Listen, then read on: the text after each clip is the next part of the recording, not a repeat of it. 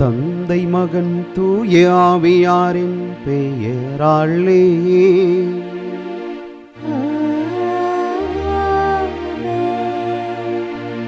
நம் ஆண்டவராகிய இயேசு கிறிஸ்துவின் அருளும் கடவுளின் அன்பும் தூய நல்லாவியின் தோழமையும் உங்கள் அனைவரோடும் இருப்பதாக.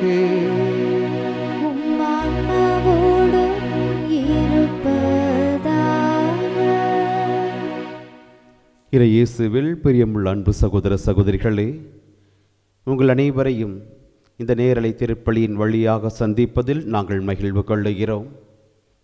தாயாம் திரு அவை இன்று திருத்தந்தையும் மறைநூல் வல்லுநருமாக இருக்கக்கூடிய முதலாம் லியோவினுடைய விழாவினை நினைவு விழாவாக கொண்டாடுகிறது. திருச்சபையில் மிகப்பெரிய மாற்றத்தை கொணர்ந்த திருத்தந்தையர்களில் ஒருவராகவும், குறிப்பாக கிபி 440 தொடங்கி 461 21 ஆண்டுகள் திரு அவையினுடைய தந்தையாக இருந்து கால்செதின் சங்கத்தினுடைய கடவுளின் இயல்பை பற்றி முக்கியமான கருத்துக்களை இந்த திரு அவைக்கு கொடுத்தவராகவும் இந்த திருத்தந்தை அவர்கள் காணப்படுகிறார். இயேசு கிறிஸ்து என்பவர் யார்? இந்த கிறிஸ்துவில் மனிதத்தன்மையும் இறைத்தன்மையும் இரண்டு கலந்து இருக்கின்றன என்பதனை இந்த கால்செதின் சங்கத்தின் வழியாக திரு அவைக்கும் திரு அவையில் இருக்கக்கூடிய ஒவ்வொருவருக்கும் இந்த சங்கத்தின் கோட்பாடுகளை எதிர்த்தவர்களுக்கும் இந்த திருத்தந்தை ஒரு ஆணித்தரமான பதிலை அங்கு நிரூபித்து காட்டினார். இன்றைய நாளிலே திரு அவையும் அவருடைய விழாவினை சிறப்பிக்கிறது. இந்த பெயரை தாங்கி இருக்கக்கூடிய ஒவ்வொருவருக்காகவும் நம் ஆண்டவர் இயேசு கிறிஸ்துவின் பெயரால் அவர்களை வாழ்த்துவோம். அந்த புனிதரினுடைய பரிந்துரையும் நிச்சயமாக நம் ஒவ்வொருவருக்கு முழுமையாக கிடைக்க இந்த திருப்பலியில் வரம் வேண்டி மன்றாடுவோம்.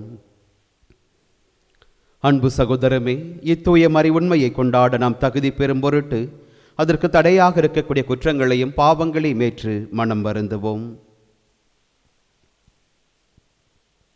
எல்லாம் வல்ல இறைவனிடமும் சகோதர சகோதரிகளே, உங்களிடமும் நான் பாவி என ஏற்றுக்கொள்கிறேன். ஏனெனில் என் சிந்தனையாலும் சொல்லாலும் செயலாலும் கடமையில் தவறியதாலும் பாவங்கள் பல செய்தேன். என் பாவமே என் பாவமே என் பெரும் பாவமே. ஆகையால் எப்போதும் கன்னியான புனித மரியாவையும் வானதூதர் புனிதர் அனைவரையும் சகோதர சகோதரிகளே உங்களையும் நம் இறைவனாகிய ஆண்டவரிடம் எனக்காக வேண்டிக் கொள்ள மன்றாடுகிறேன். எல்லாம் வல்ல இறைவன் நம்மீது இரக்கம் வைத்து நம் பாவங்களை மன்னித்து நம்மை நிலை வாழ்வுக்கு அழைத்து செல்வாராக. ஆமென்.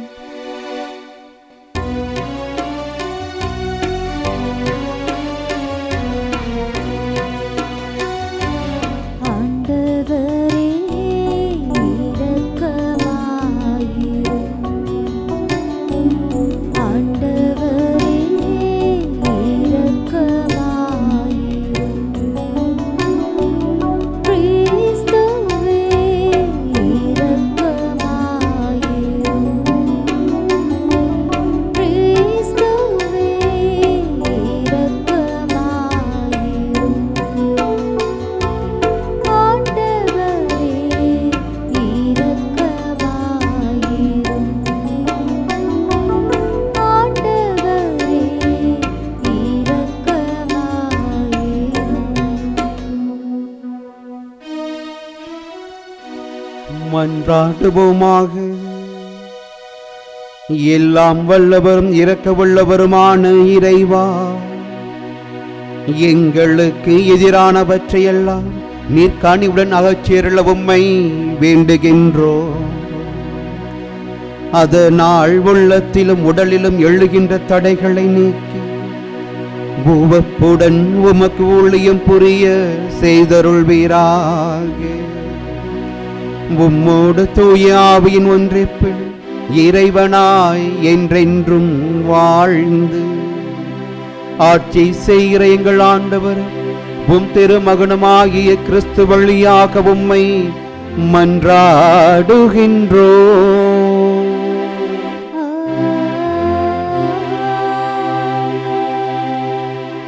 முதல் வாசகம். மன்னர்களே, நீங்கள் ஞானத்தை கற்றுக்கொள்ளுங்கள். சாலமோனின் ஞான நூலிலிருந்து வாசகம். அதிகாரம் 6, 1 முதல் 11 முடிய.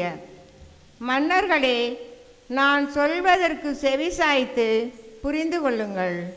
உலகின் கடை எல்லை வரை நீதி வழங்குவோரே கற்றுக்கொள்ளுங்கள்.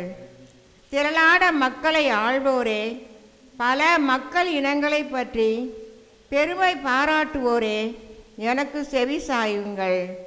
ஆண்டவரிடம் இருந்தே உங்களுக்கு அதிகாரம் வழங்கப்பட்டது.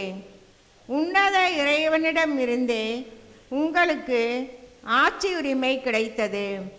அவரே உங்கள் செயல்களை சோதித்து அறிவார். உங்கள் திட்டங்களை ஆராய்பவரும் அவரே. அவரது அரசின் பணியாளர்களாய் இருந்தும் நீங்கள் நேர்மையுடன் தீர்ப்பு வழங்கவில்லை, திருச்சட்டத்தை கடைபிடிக்கவில்லை, கடவுளின் திருவுளப்படி நடக்கவில்லை. கொடுமையாகவும் விரைவாகவும் அவர் உங்கள் மேல் வருவார். உயர் நிலையில் உள்ளவர்களுக்கு கடும் தீர்ப்பு வழங்குவார். எளியோருக்கு இரக்கம் காட்டி அவர்களை பொறுத்தருள்வார். வலியோரை வன்மையாக தண்டிப்பார்.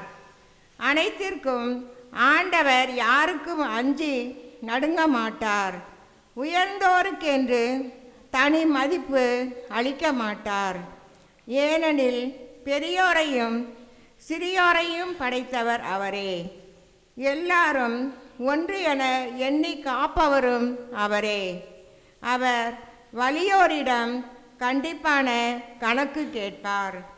எனவே மன்னர்களே, நீங்கள் ஞானத்தை கற்றுக்கொள்ளவும் நெறிபிறழாது நடக்கவும் உங்களுக்கு நான் கூறுகிறேன். தூய்மையானவற்றை தூய்மையாக கடைபிடிப்போர் தூயோர் ஆவர். தூய்மையானவற்றை கற்றுக்கொண்டோர் தங்கள் செயல்களை முறைப்படுத்த வழி காண்பர். எனவே என் சொற்கள் மீது நாட்டம் கொள்ளுங்கள், ஏக்கம் கொள்ளுங்கள். நீங்கள் அவற்றால் நற்பயிற்சி பெறுவீர்கள். ஆண்டவரின் அருள்வாக்கு. இறைவனுக்கு நன்றி.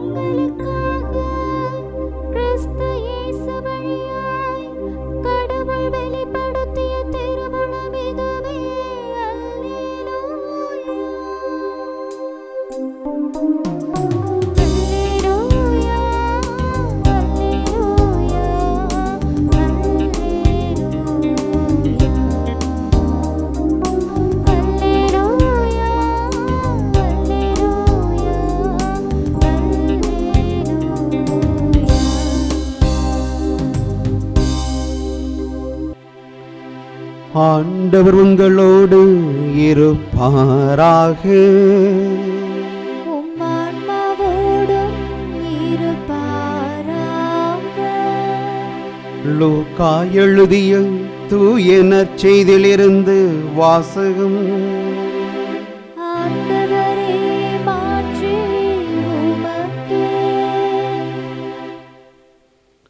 லூக்கா எழுதிய நற்செய்தி அதிகாரம் 17 இறை வார்த்தைகள் 11 தொடங்கி 19 வரை. அக்காலத்தில் இயேசு எருசலேமுக்கு போய்க் கொண்டிருந்த போது கலிலேய சமாரிய பகுதிகள் வழியாக சென்றார். ஒரு ஊருக்குள் வந்த பொழுது 10 தொழுநோயாளர்கள் அவருக்கு எதிர்கொண்டு வந்து தூரத்தில் நின்று கொண்டே, ஐயா, இயேசுவே, எங்களுக்கு இரங்கும் என்று உரக்க குரல் எழுப்பி வேண்டினார்கள். அவர் அவர்களை பார்த்து, நீங்கள் போய் உங்களை குருக்களிடம் காண்பியுங்கள் என்றார்.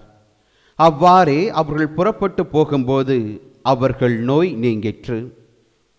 அவர்களுள் ஒருவர் தம் பிணி தீர்ந்திருப்பதைக் கண்டு உரத்த குரலில் கடவுளை போற்றி புகழ்ந்து கொண்டே இயேசுவிடம் திரும்பி வந்தார். அவருடைய காலில் முகம் குப்புற விழுந்து அவருக்கு நன்றி செலுத்தினார். அவரோ ஒரு சமாரியர். இயேசு அவரை பார்த்து, 10 பேர்களின் நோயும் நீங்கவில்லையா? மற்ற 9 பேர் எங்கே? கடவுளை போற்றி புகழ அந்நியராகிய உம்மை தவிர வேறு எவரும் திரும்பி வர காணோமே என்றார். பின்பு அவரிடம், எழுந்து செல்லும், உனது நம்பிக்கை உமக்கு நலமளித்தது என்று கூறினார். ஆண்டவரின் அருள்வாக்கு. கிறிஸ்துவே, உமக்கு புகழ். உறவுகள் உண்மையாகட்டும். கிறிஸ்துவில் பிரியமுள்ள அன்பு சகோதர சகோதரிகளே, ஆண்டவர் இயேசுவினுடைய பணிவாழ்வில் எருசலேம் நோக்கிய பயணம் என்பது மிகவும் முக்கியம் வாய்ந்தது. எருசலேம் என்று சொல்லும் பொழுது பாடுகளின் நகரம், மாட்சியின் நகரம் என்பதனை அங்கு நம்மால் உணர்ந்து கொள்ள முடிகிறது. தனது பணிவாழ்வின் இலக்கு எதுவாக இருக்க முடியும் என்பதனை இயேசு அங்கு நன்றாகவே அறிந்திருந்தார். ஆதலால் தான் எருசலேம் நோக்கிய பயணத்திலே அங்கு அவர் சந்தித்த ஓர் அனுபவமானது இன்றைய நாளிலே நமக்கான நற்செய்தியின் சிந்தனையாக தரப்பட்டிருக்கிறது. எருசலேம் நோக்கிய பயணம், மாட்சியின் பயணம், பாடுகளின் பயணம். ஆனாலும் இறுதியில் இது இறைவனின் திருவுளத்தை நிறைவேற்றுவதற்கான பயணம் என்பதனை ஆண்டவர் இயேசு அங்கு நன்கு அறிந்திருந்தார். அந்த எருசலேம் நோக்கிய பயணத்திலே ஆண்டவர் இயேசு சந்தித்த மக்கள் ஏராளமான மக்கள் ஆண்டவர் இயேசுவை சந்தித்தார்கள். நல்ல உடல் சுகம் வேண்டி பல மக்கள் அவரை தேடி வந்தார்கள், உடல் நலம் பெற்று கொண்டார்கள். நோயாளர்களை இயேசுவிடம் கொண்டு வந்தார்கள், அவர்களின் பிணிகளும் நோய்களும் அங்கு போக்கப்பட்டது. இறந்து போன தொழுகை கூட யாயிரின் தலைவரின் வீட்டிற்கு சென்றவர் அங்கு சிறுமி இறக்கவில்லை, உறங்குகிறாள் என்று சொல்லி அவளுக்கும் உயிர் கொடுக்கிறார். இப்படியாக எருசலேம் நோக்கிய பயணத்திலே ஆண்டவர் இயேசு செய்த புதுமைகள் ஏராளமாக நற்செய்தியாளர்களால் நற்செய்தி நூல்களில் அங்கு விவரிக்கப்பட்டிருக்கிறது. அப்படி அத்தனை புதுமைகளின் மத்தியிலும் அத்தனை நற்செயல்களின் மத்தியிலும் இன்று நமக்கான ஒரு சிந்தனையாக 10 தொழுநோயாளர்களினுடைய வாழ்வு முறை இன்றைய நாளிலே லூக்கா நற்செய்தியாளரால் நமக்கு தரப்பட்டிருக்கிறது. ஆம் அன்புக்குரியவர்களே, எருசலேம் நோக்கிய பயணம் அது, மாட்சிக்கான பயணம் இது. அந்த பயணம் எங்கிருந்து ஆரம்பித்தது என்று பார்த்தோம் என்றால் அது கலிலேயாவிலிருந்து தொடங்கிய பயணமாக எருசலேம் நோக்கிய பயணமாக இருந்தது என்பதனை இங்கு நற்செய்தியினுடைய முதல் பகுதியிலே லூக்கா அழகாக கூறுகிறார். அப்படி என்றால் கலிலேயாவில் ஆரம்பிக்கப்பட்ட அந்த பயணம் சமாரியா வழியாக எருசலேம் நோக்கி சென்று கொண்டிருக்கிறது. இந்த பயணத்தில்தான் சமாரியா என்கின்ற நகரிலே 10 தொழுநோயாளர்களை அங்கு ஆண்டவர் இயேசு சந்திக்கிறார். அந்த சந்திப்பு ஒரு வகையான உறவு மாற்றத்தை அங்கு ஏற்படுத்துகிறது. உறவிலே மாற்றம், குடும்ப வாழ்விலே மாற்றம் என்றும் கூட அதை நாம் மற்ற வார்த்தைகளில் மொழிபெயர்க்க முடியும். எப்படி என்று பார்க்கிற பொழுது லேவியர் புத்தகம் அதிகாரம் 13 இறைவார்த்தை 1 தொடங்கி 44 வரை உள்ள இறைவார்த்தைகளை நாம் விவிலியத்தில் வாசிக்கும் பொழுது அங்கு அழகாக சொல்லப்பட்டிருக்கிறது. தொழுநோய் சார்ந்த சட்ட சடங்குகள் என்ன என்பது. அதை படிக்கின்ற பொழுது எந்த ஒரு மனிதர் தொழுநோய்க்கு முற்றிலுமாக ஆட்கொள்ளப்பட்டாரோ அவர் எப்படி நடத்தப்பட வேண்டும், எந்த நிலையில் எங்கு வைக்கப்பட்டிருக்க வேண்டும் என்பதனை அந்த புத்தகத்தினுடைய 44 இறைவார்த்தைகளுமே அழகாக எடுத்து கூறுகிறது. ஆம் அன்புக்குரியவர்களே, அப்படியாகத்தான் அந்த 10 தொழுநோயாளர்களுமே தங்களுக்கான வாழ்வில் குடும்பத்தை விட்டுவிட்டு தங்களுக்கான சமூகத்திலிருந்து துரத்தப்பட்டவர்களாக, வாழ்வினை இழந்தவர்களாகத்தான், வாழ்வில் சோகத்தையும் தனிமையை மட்டுமே கண்டு கொண்டவர்களாக ஏதோ ஒரு மூலையில் வாழ்ந்து கொண்டிருக்கிறார்கள். அவர்கள் மத்தியில்தான் ஆண்டவர் இயேசு செல்லுகிறார். இந்த சமூகம் பார்க்காத ஒன்றை அங்கு ஆண்டவர் இயேசு பார்க்கிறார். இந்த சமூகம் யாரெல்லாம் வேண்டாம் என்று சொல்லி இந்த நோயை இங்கு குணப்படுத்த இயலாது, இது கடவுள் தந்த சாபம் என்று சொல்லி அந்த மனிதர்களை சமூகத்தில் இருந்து தூக்கி அப்படியே புறந்தள்ளி வைத்திருந்தது. புறந்தள்ளப்பட்டவர்களை தேடி கடவுள் செல்லுகிறார். சென்றவர் அங்கு அவர்களினுடைய வேண்டுதலுக்கு செவி கொடுக்கிறார். செவி கொடுத்த உடனே அவர் சொல்லக்கூடிய வார்த்தைகள், உங்களை குருவிடம் கொண்டு போய் காண்பீர்கள் என்கின்ற வார்த்தைகள். ஆம் அன்புக்குரியவர்களே, லேவியர் புத்தகம் அதிகாரம் 13 இறைவார்த்தை 1 முதல் நாம் வாசிக்கின்ற பொழுது தொழுநோய் பாதிக்கப்பட்ட மனிதர் எந்தெந்த முறைகளில் எப்படி நடந்து கொள்ள வேண்டும், எந்தெந்த முறைகளை அவர்கள் பின்பற்ற வேண்டும் என்பதனை அங்கு எடுத்து கூறப்பட்டிருக்கிறது. அதை பின்பற்றியவராக ஆண்டவர் இயேசு அந்த 10 தொழுநோயாளர்களையும் பார்த்து கூறுகிறார், நீங்கள் சென்று உங்களை குருவியிடம் காண்பியுங்கள் என்று.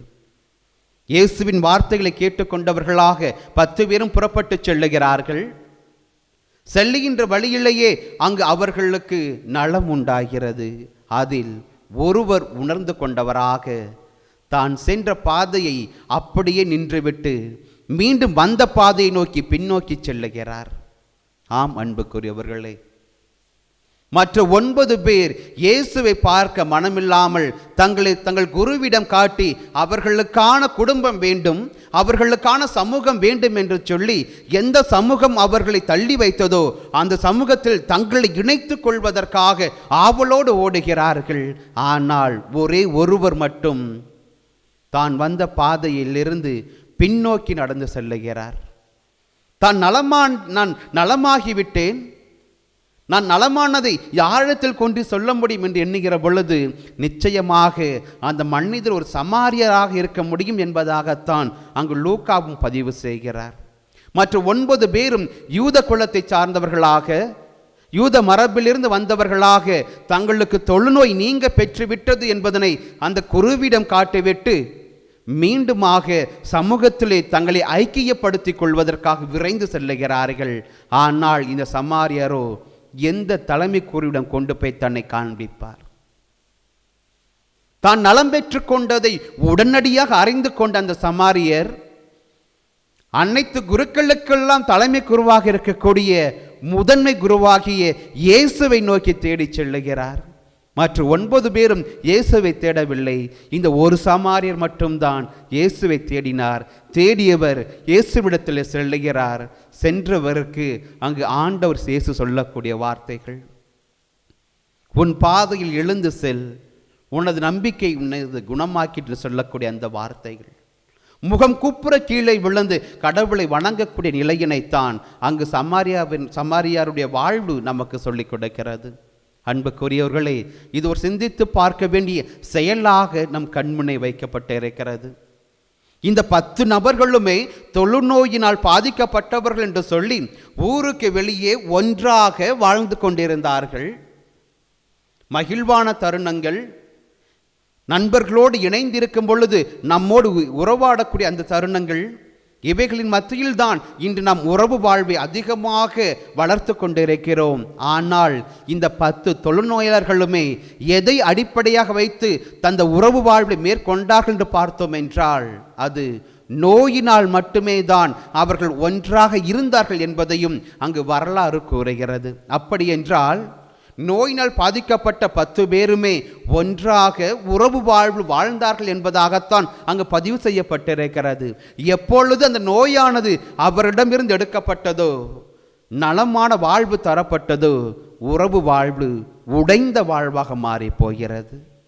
மீண்டுமாக அந்த உடைந்த வாழ்வை நோக்கிதான் அந்த 9 குணமாக்கப்பட்ட தொழுநோயாளர்களும் விரைந்து செல்லுகிறார்கள். ஆனால் உண்மையான உறவு வாழ்வை தரக்கூடியவர் ஒருவர் மட்டுமே என்பதனை அந்த சமாரியர் உணர்ந்த காரணத்தினால் மட்டும்தான் அவர் மீண்டுமாக அந்த உறவு வாழ்வை முழுமையான வாழ்வாக்க இயேசுவை தேடி செல்லுகிறார். ஆம் அன்புக்குரியவர்களே, இயேசுவை தேடினோம் என்றால் நமக்கான வாழ்வு என்றுமே குறைவுபடாது என்பதற்கு இன்று மிகச்சிறந்த ஒரு உதாரணம் இந்த சமாரியர். இந்த சமாரியர் இயேசுவை நோக்கி சென்றதனால்தான் அங்கு அவரது நம்பிக்கை இன்னும் அதிகமாக்கப்பட்டது. கடவுளில் போற்றி புகழக்கூடிய வாய்ப்பினை பெற்றுக்கொள்ளுகிறார். இயேசுவுக்கு நன்றி சொல்லுகிறார். இறுதியில் தான் குணமடைந்து விட்டேன் என்பதனை அந்த உலகிற்கும் அவர் ஆர்ப்பரிப்போடு சொல்லுகிறார். அப்படி சிந்தித்து பார்க்கிற பொழுது இந்த சமாரியருடைய வாழ்வு முறை, அவரின் செயல்பாடுகள் தான் இன்று கடவுளின் பெயரால் இருக்கக்கூடிய உங்களுக்கும் எனக்குமான செயல்பாடுகளாக இருக்க வேண்டும் என்பதனையும் இன்றைய இறைவார்த்தை கூறுகிறது. ஆம் அன்புக்குரியவர்களே, ஒவ்வொரு மனித வாழ்விற்கும் இலக்கு தெளிவு தேவை, பயண தெளிவு தேவை. இந்த வாழ்வு என்னும் போராட்டத்தில் நாமும் எருசலேம் நகரை நோக்கி தான் சென்று கொண்டிருக்கிறோம். அந்த விண்ணக நகரை நோக்கி நமது வாழ்வை ஒவ்வொரு நாளிலும் ஒவ்வொரு அடியெடுத்து வைத்து கொண்டு தான் சென்று கொண்டிருக்கிறோம். அந்த பாதையில் நம்மோடு இணைந்து நடப்பதற்காக இயேசு காத்து கொண்டிருக்கிறார். உறவு வாழ்வை மையப்படுத்தி வாழும் பொழுது நிச்சயமாகவே அது கடவுளால் ஆசீர்வதிக்கப்பட்ட வாழ்வாக, வாழ்வின் பயணமாக அந்த பயணம் அமையும் என்பதற்கு இந்த சமாரியர் எப்படி இருந்தாரோ அதே போன்றுதான் இன்று நமது வாழ்வும் உறவை மையப்படுத்திய வாழ்வாக வாழும் பொழுது அங்கு ஆண்டவர் இயேசு நமக்காக காத்து கொண்டிருக்கிறார். எப்படியாக தான் நலமடைந்து விட்டேன், கடவுளை போற்றி புகழ்கிறேன், இயேசுவுக்கு நன்றி கூறுகிறேன் என்று சொல்லி அந்த சமாரியர் தனது மகிழ்ச்சியை ஆர்ப்பரித்து வெளிப்படுத்தினாரோ அதே போன்றுதான் நாமும் இந்த உறவு வாழ்விலே இணைந்து இருந்தோம் என்றால், உண்மையான உறவுகளாக வாழ்ந்தோம் என்றால் நிச்சயமாக கடவுள் நம்மையும் குணமாக்குவார். நிச்சயமாக அதன் அடிப்படையில் நாமும் கடவுளை போற்றி புகழ்வதற்கான வாய்ப்பு நமக்கும் தரப்படும். அதன் அடிப்படையில் ஆண்டவர் இயேசுவுக்கும் நன்றி கூறக்கூடிய அவரின் அன்புக்குரியவர்களாக நம்மாலும் மாற முடியும் என்பதனைத்தான் இந்த நற்செய்தி எடுத்து கூறுகிறது. ஆக உறவை மையப்படுத்தியவர்களாக, உண்மையை மையப்படுத்தியவர்களாக, உண்மையின் உறவினை பிரதிபலிக்கக்கூடிய கிறிஸ்துவின் சீடர்களாக இன்று நீங்களும் நானும் இந்த மண்ணுலகில் வாழ அந்த எருசலேம் விண்ணக நகரை நோக்கி நம் வாழ்வு பயணத்தை தொடர்ந்து அமைக்க இறைவன் அழைப்பு விடுக்கிறார். அந்த அழைப்பினை நிறைவாக ஏற்றுக்கொண்டிருக்கிறோம். அந்த சமாரியரை போன்று எது உண்மையான உறவுக்கு அடித்தளம் என்பதை கண்டு கொள்வோம். கண்டு கொண்டவர்களாக அவற்றிற்காக கடவுளை போற்றி புகழ்வோம். நிச்சயமாக ஒரு நாள் அந்த விண்ணக நகர் நம் கடவுளின் கருணையால் நமதாக்கப்படும் என்கின்ற அந்த உளமாற நம்பிக்கையோடு இந்த திருப்பலியில் தொடர்ந்து செபிப்போம். ஆமேன்.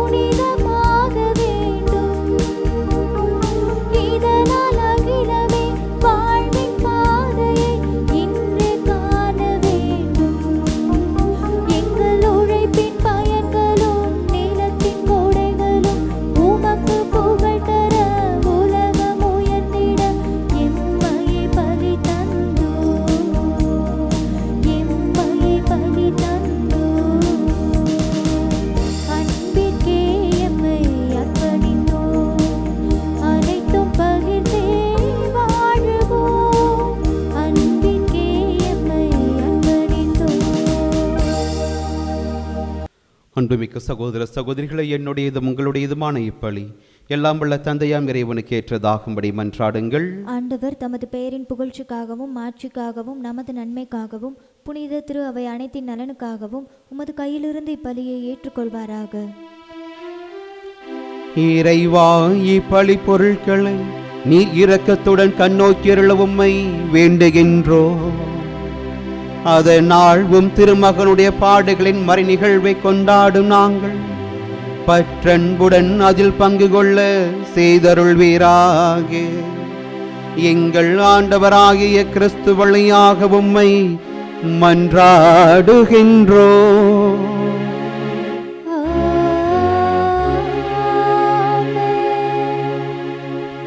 ஆண்டவர் உங்களோடு இருப்பாராக.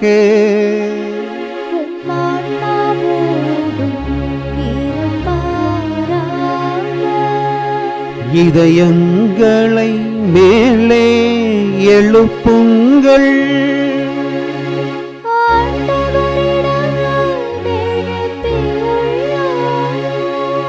நம் இறைவனாகிய ஆண்டவருக்கு நன்றி கூறுவோம்.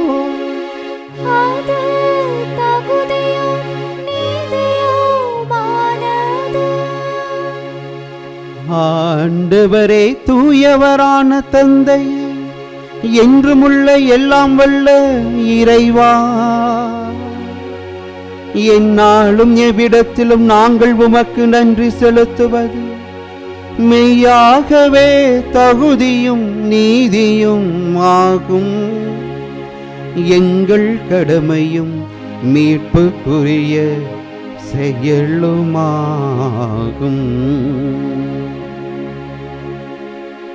ஏனெனில் எங்கள் புகழுரை உமக்கு தேவை என்று, ஆயினும் நாங்கள் உமக்கு நன்றி செலுத்துவது உமது அருள் கொடையாளையே. நாங்கள் உம்மை புகழ்ந்து உரைப்பது உமது மாட்சியை மிகுதிப்படுத்தாது எனினும், எங்கள் ஆண்டவராகிய கிறிஸ்து வழியாக நாங்கள் மீட்படைய அது பயன்படுகின்றது. ஆகவே வானக தூதர் திரளோடு ஒன்று சேர்ந்து நாங்களும் உம்மை புகழ்ந்தேத்தி மகிழ்ச்சியுடன் அறிக்கையிட்டு பாடுவதாவது: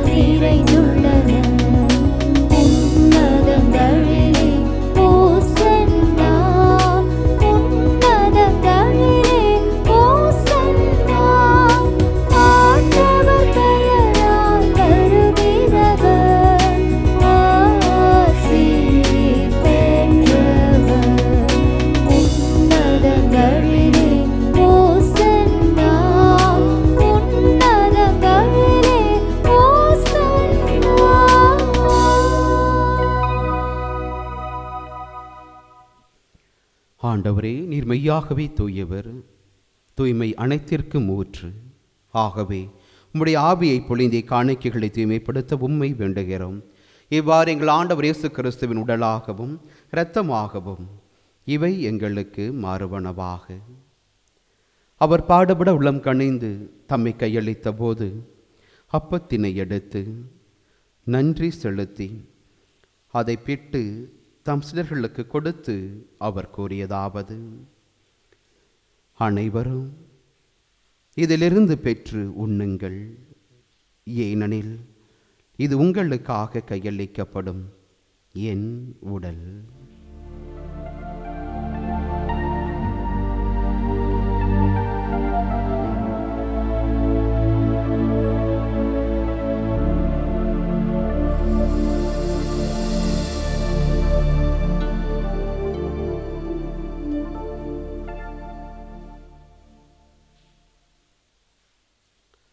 அவ்வண்ணமே இரவு விருந்தை அருந்திய பின் கிண்ணத்தையும் எடுத்து மீண்டும் உமக்கு நன்றி கூறி தம் சிலர்களுக்கு கொடுத்து அவர் கூறியதாவது: அனைவரும் இதிலிருந்து பெற்று பருகுங்கள்.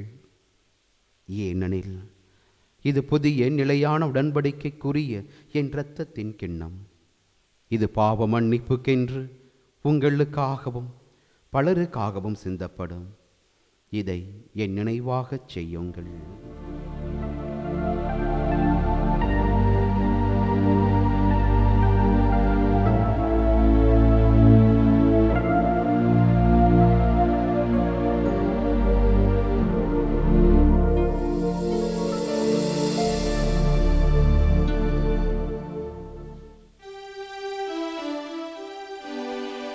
நம்பிக்கையின் மறை பொருள்.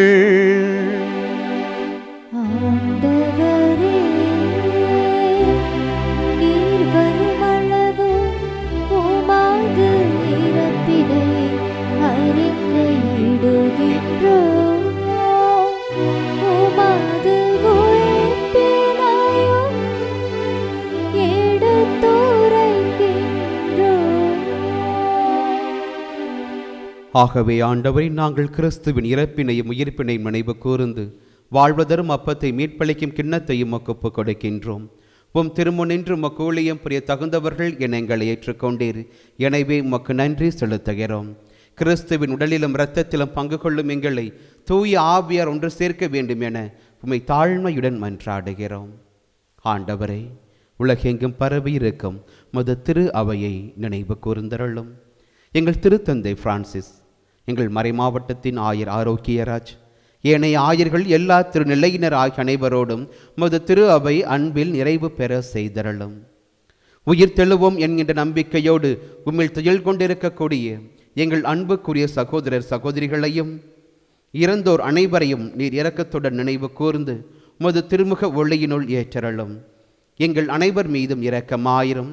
கடவுளின் கன்னி தாயும் எங்களின் பாதுகாவலியுமான புனித அன்னை மரியா, அவருடைய அன்பு கணவரான புனித யோசேப்பு, புனித திரு தூதர்கள், இன்றைய நாளிலே நாங்கள் விழா எடுத்து நினைவு கூறுகிற புனிதரும் திருத்தந்தையுமாகிய முதலாம் லியோ மற்றும் இவ்வுலகிலே கொண்டவர்களாய் இருந்த மற்ற புனிதர்கள் அனைவருடனும் நாங்கள் நிலைவாழ்வில் பங்கு கொள்ளும் தகுதி பெற்று உம் திருமகன் இயேசு கிறிஸ்து வழியாக உம்மை புகழ்ந்தேத்தும் வரமருள உம்மை மன்றாடுகிறோம்.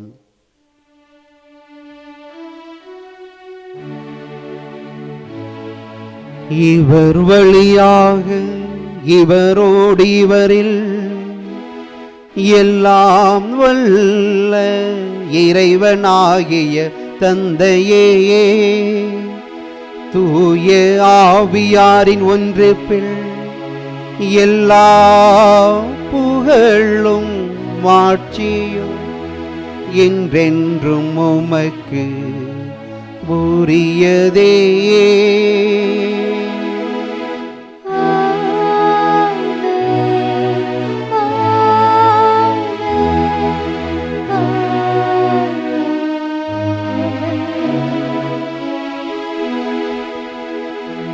மீட்பரின் கட்டளையால் கற்பிக்கப்பட்டு இறை படிப்பினையால் பயிற்றுவிக்கப்பட்டு நாம் அனைவரும் இணைந்து பாடுவோம்.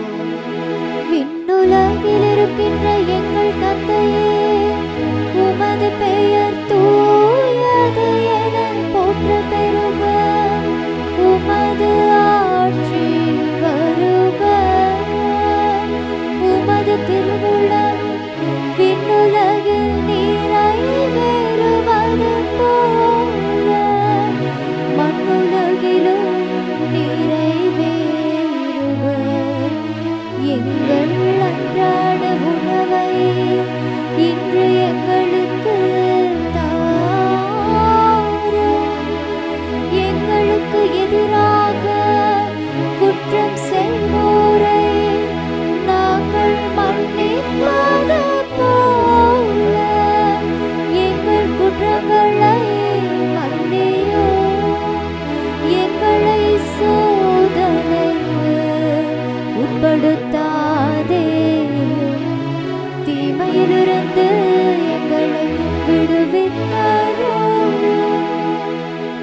ஆண்டவரே, தீமை அனைத்திலும் இருந்து எங்களை விடுவித்து எங்கள் வாழ்நாளில் அமைதியை காணிவுடன் அருள உம்மை மன்றாடுகின்றோம். உமது இரக்கத்தின் உதவியால் நாங்கள் பாவத்தில் இருந்து எப்போதும் விடுதலை பெற்று யாதொரு கலக்கமுமின்றி நலமாயிருப்போமாக. நாங்கள் எதிர்நோக்கி இருக்கும் பேரின்பத்திற்காகவும் எம் மீட்பராகிய இயேசு கிறிஸ்துவின் வருகைக்காகவும் காத்திருக்கின்றோம்.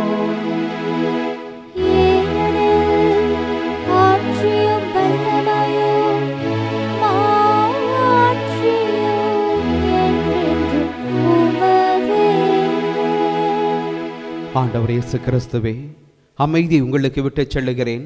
இந்த உலகம் தர முடியாத அமைதியை நான் உங்களுக்கு தருகிறேன் என்று உம் திரு துதர்களுக்கு மொழிந்தீரேன்.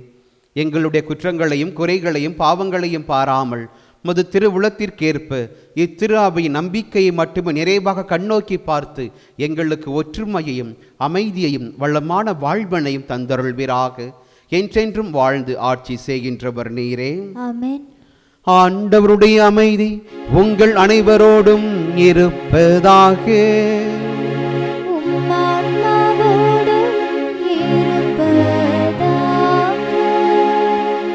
ஒருவருக்கு ஒருவர் நம் ஆண்டவர் தருகின்ற அமைதியை பகிர்ந்து கொள்வோம்.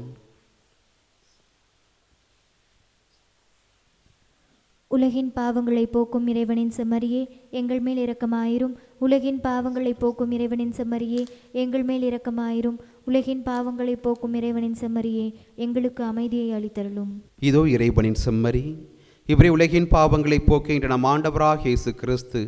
இந்த செம்மறியின் திருவிருந்துக்கு அழைப்பு பெற்ற நாம் அனைவருமே பேறு பெற்றோர். ஆண்டவரே, நீர் என் இல்லத்தில் எழுந்தருள நான் தகுதியற்றவள். ஆனால் ஒரு வார்த்தை மட்டும் சொல்லியருளும், எனது ஆன்மா நலமடையும். கிறிஸ்துவின் திருவுள் திருரத்தம் என்னை பாதுகாத்து எனக்கு. ஆசை திருவிருந்துக்கான மன்றாட்டு. ஆண்டவரே, நீர் என் இல்லத்தில் எழுந்தருள நான் தகுதியற்றவன்.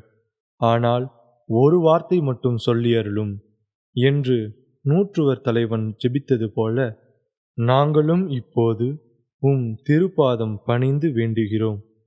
இனிய இயேசுவே, நாங்கள் தகுதியற்றவர்களாயிருந்தாலும் எங்கள் தகுதியின்மையை பாராமல் நீர் எங்கள் உள்ளங்களில் எழுந்து வாரும்.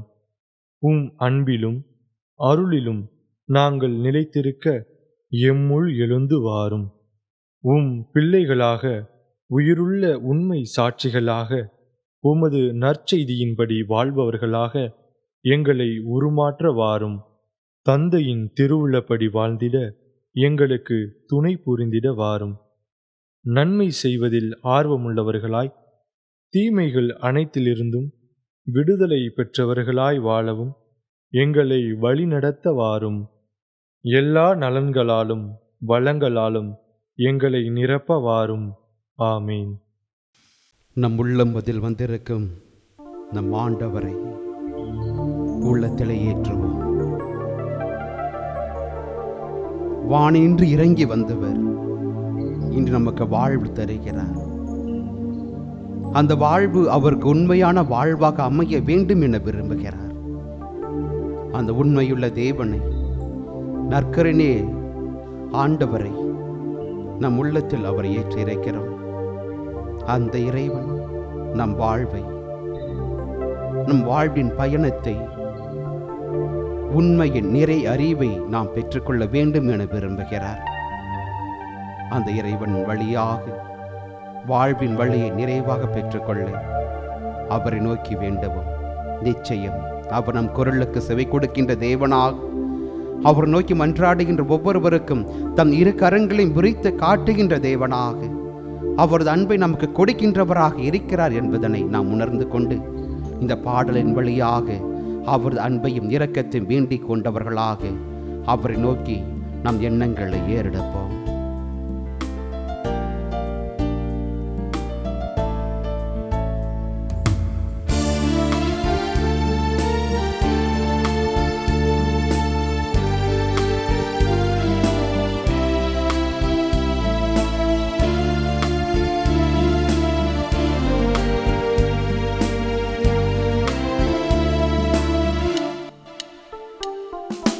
விண்ணகமும்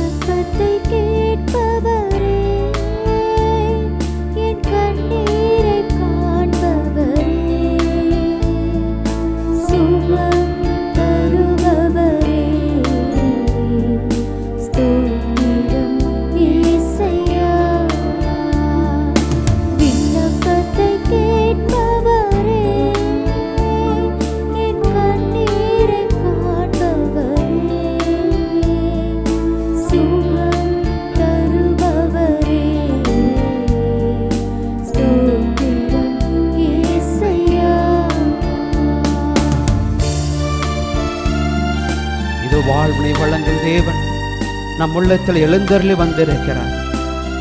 அந்த தேவனை நாம் உண்மை உள்ளவர்களாக ஏற்றுக்கொண்டோம் என்றால் நிச்சயமாக அவரது வாழ்வின் நமதாக்கப்பட்டிருக்கிறது என்பதை உணர்ந்து கொண்டிருக்கிறார்.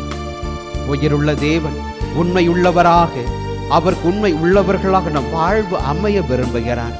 அவர் நோக்கி மன்றாடுகின்ற ஒவ்வொருவருக்கும் எந்த ஒரு குறைவு படாது என்று சொன்னவராக, அவர் நோக்கி வேண்டுகிறவர்களுக்கு அவராலே குணமாக்க முடியும் என்பதனை இன்று நமக்கு சொல்லியிருக்கிறார். இதோ நற்செய்தியிலே நாம் பார்த்தோமே, எங்களுக்கு இறங்க வேண்டும் என்று சொல்லி வேண்டிக் கொண்ட அந்த 10 தொழுநோயாளர்களுக்கும் வாழ்வினை கொடுத்த அந்த தேவன் இப்பொழுது நம்மிடத்தில் எழுந்தருளி இருக்கிறார். இது நற்கருணை வடிவில்லை நம்முள்ளே வந்திருக்கும் அந்த தேவன் நிச்சயமாக நமது உள்ளத்தை ஊடுருவி பார்ப்பார். ஏனெனில் அவர் நோக்கி மன்றாடுகிற ஒவ்வொருவருக்கும் குறைவுபடாது என்று சொல்லுகிற தேவன் அவரினாலே நம் வாழ்வு முழுமை பெற வேண்டும் என விரும்புகிறார். அவரால் எல்லாம் முடியும், எல்லாம் கூடும் என்பதை உணர்ந்து கொண்டவர்களாக நம்முடைய மனதில் இருப்பவற்றை எல்லாம் அந்த தேவனிடத்தில் எடுத்துரைப்போம். நிச்சயம் அவர் நமக்கு பதில் கொடுப்பார். நிச்சயம் நம் குறைகளை அவர் போக்கி விடுவார். உண்மையாகவே அவர் நமக்கு வாழ்வு கொடுப்பார் என்பதனை உணர்ந்தவர்களாக தொடர்ந்து இந்த பாடலின் வழியாக அவரிடம் வேண்டுவோம்.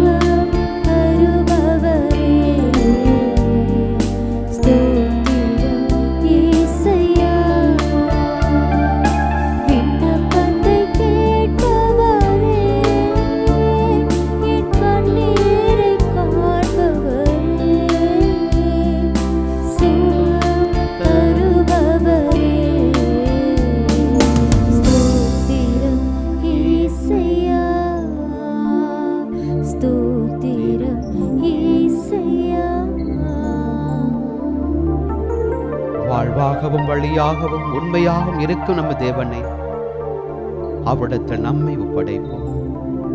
நிச்சயம் நம் வாழ்வை, இந்த வாழ்வின் வழியை நாம் பயணம் செய்ய இருக்கின்ற அந்த பாதையை அந்த இறைவன் ஆசீர்வதிப்பார். நிச்சயம் அவர் அன்புக்குரியவர்களாக அந்த நிலையான வாழ்வு நமதாக்கப்படும் என்கின்ற அந்த நம்பிக்கையோடு இறைவனிடத்தில் நம்மை ஒப்படைப்போம். இறைவன் நம் அனைவரையும் ஆசீர்வதிப்பார்.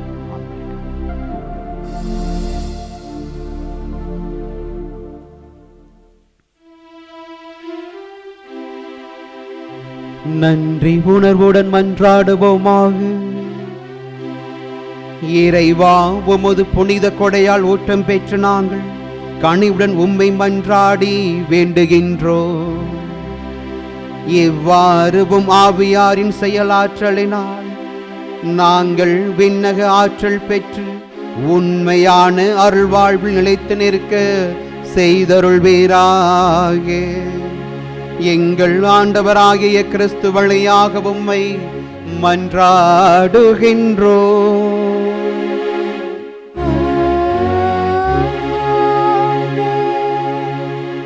ஆண்டவர் உங்களோடு இருப்பாராக.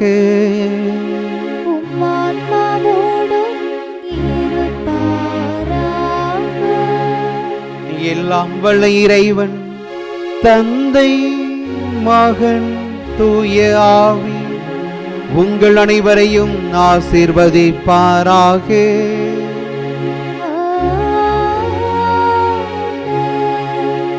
சென்று வாருங்கள், கடவுள் நம்மோடு.